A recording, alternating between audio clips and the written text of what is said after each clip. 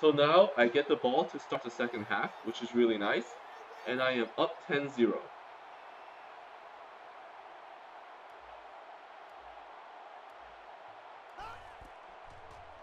It looks like he's playing me tight man again, but luckily I was able to scramble with Barkley and get a first down.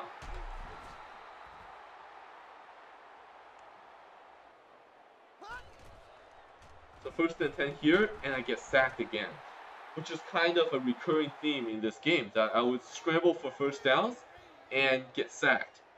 And basically, those two type of plays would cancel them out. On an overall average level, I think I got about 0 yards total for Barkley, which is nice, which means I was able to make up my sacks with those scrambles. But here, a terrible decision trying to go with the outside fade route to Robert Woods, because I noticed that his defender was playing press coverage on me, but I was not able to use the stick well enough to get it more outside to the left, and was picked off. But luckily I was able to sack Mettenberger here, and then he had an incompletion. So now it's setting up a very difficult 3rd and 18 for my opponent.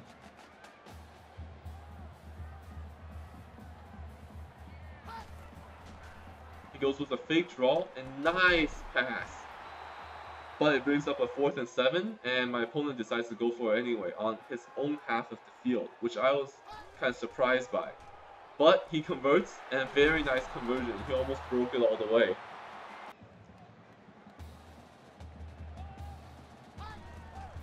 A nice draw play again, which has worked for him really well this entire game, and Ware picks up a first down.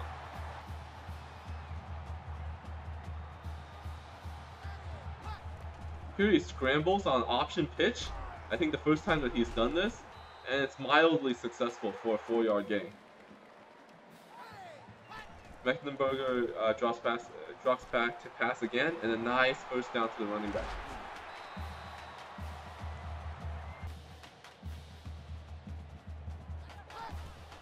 Nice draw again, and now my opponent is in the red zone for the 4th time this game. So let's see what he can do this time.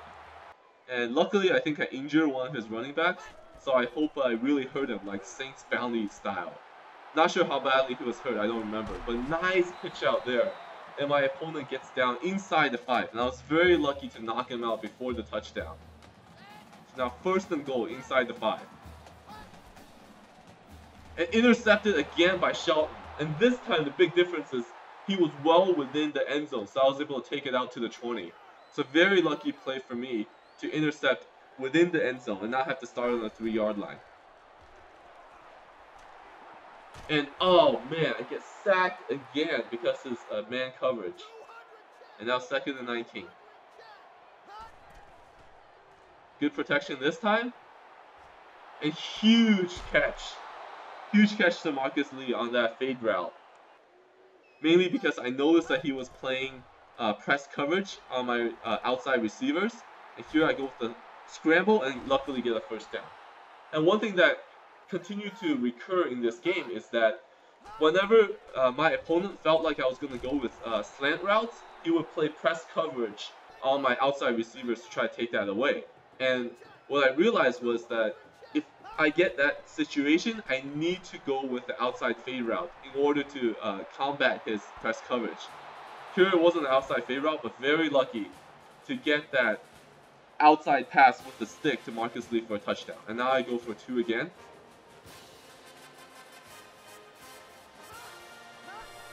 And boom, touchdown. And this time, I noticed that Marcus Lee was in his usual spot, and I was able to go with a blind slant. Whereas on my previous touchdown, Blackwell was in that spot, and I just did not have the confidence to go with the blind slant there. And another pickoff, this time on a deep pass. And now I think that was my 6th interception against my opponent. And here it's a Robert Woods slant, and this is one play that I think really annoyed my opponent. And it's a play which caused his cornerbacks to play really tight press coverage on me, like they do here. And every time I saw this, I would go with the outside fade hot route in order to try to beat that. A very uncharacteristic run for me. I think for some reason I noticed it was the press coverage, and I kind of guessed it was a 2-man under, and I audible to a run. And luckily I was able to stumble through and get 7 yards. So 2nd and 3, Oh man, I made a very bad decision there on the slant. He had it read the entire way, and that could have easily been an interception. So I was extremely fortunate not to have that picked off. Now I go with the bunch formation on 3rd and 3. I have the guy wide open over the middle, and it's Blackwell for a huge first down.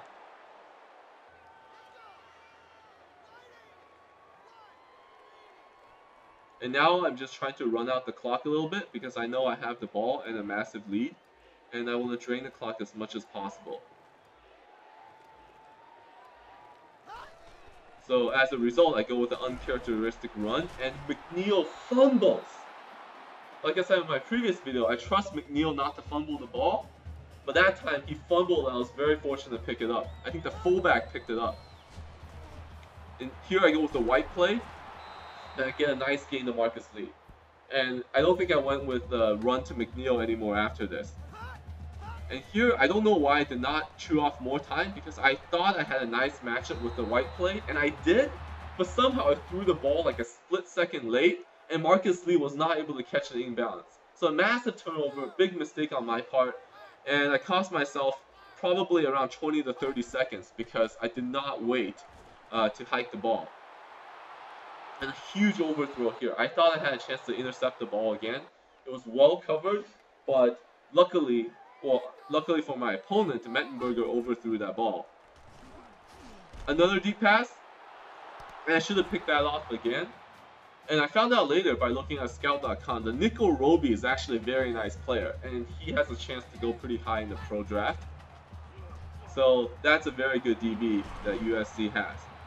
But my opponent was able to complete over the middle, and he's basically threatening again. And long pass, and this time it's picked off by Shelton. Shelton's 3rd pickoff of the game, and well covered there. And I get the ball back with 1:56 to go, and trying to chew off as much clock as possible.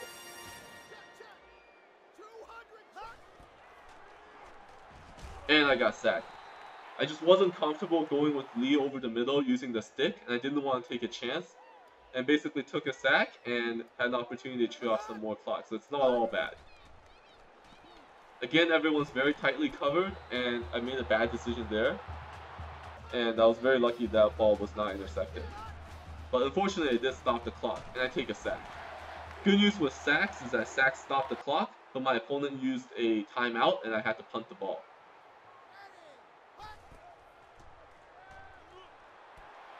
A nice catch here, almost the first down, but very nice catch against man coverage. And I switch up my man coverage with the zone, so here I go with a cover 3, and just hope that my opponent misreads some of the coverages and makes a mistake.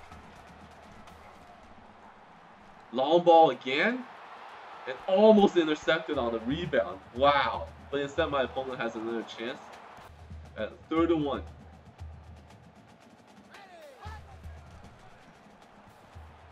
Wow, an incredible completion there. He fitted into a very tight window, and this is my opponent's 4th opportunity in the red zone. Well, almost the red zone here, since he's on the 22-yard line. 4th opportunity of the game, basically. And intercepted again. I think this is my 9th interception of the game, and that was pretty much the end of the game as I just take a knee here. So incredibly tense game, even though the score may not indicate that. My opponent had 4 chances in the red zone, and it was just unfortunate that he was not able to convert any of them. And I will be showing you guys the stats. So it's 21-0, and in addition to that, I converted 100% of my 2-point conversions, which was also big. And here's the play of the game where I just use the stick to go outright to Marcus Lee and get the touchdown. And I think one thing this opponent really did is he challenged me to make throws that I'm usually not comfortable making, like the outside fade, and I was able to step up, luckily, and make most of them, even though I did throw a couple interceptions. So 3 interceptions for me, but 9 interceptions for my opponent, and I think that was basically the difference in the game. So Matt Barkley had a decent day, and I'm very happy here that I was able to spread the ball around to all 4 of my receivers. So Russell Shepard had a great day receiving the ball. And I think Mettenberger had a decent day throwing the ball, but 9 interceptions, which was really the difference in the game. So I hope you guys enjoyed, and I will be posting some more videos, including a new Dynasty series using a team builder team. So hope you guys look forward.